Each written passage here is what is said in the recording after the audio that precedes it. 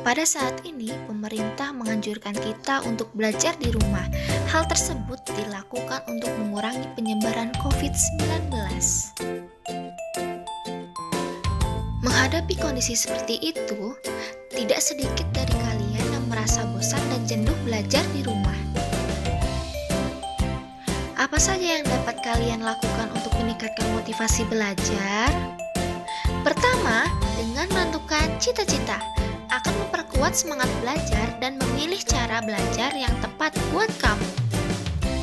Resiko dan hadiah yang ditentukan sendiri akan menambah keinginan untuk belajar. Pada akhirnya, keinginan belajar lama-kelamaan akan berubah menjadi suatu kebutuhan.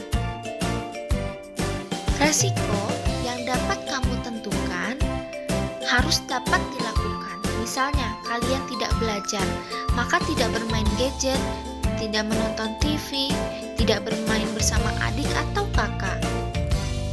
Gitupun dengan hadiah yang kamu tentukan, harus dapat menambah semangat belajar kalian. Misalnya, ketika kamu belajar, maka boleh bermain bersama, bisa membeli buku baru, dan bisa menonton televisi.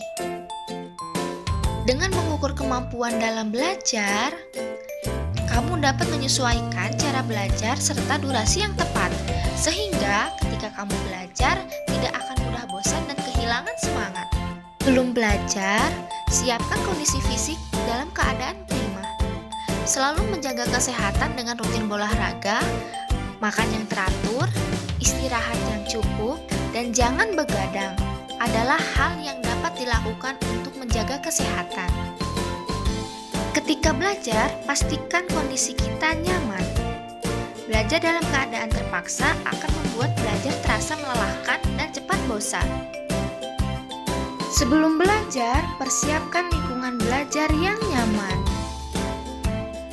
Bersihkan tempat belajar, dan hindari tempat belajar yang banyak gangguan.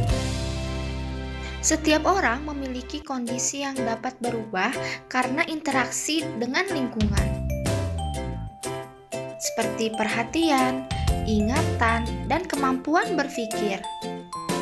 Kondisi-kondisi tersebut sangat penting dalam meningkatkan motivasi dan kemampuan belajar.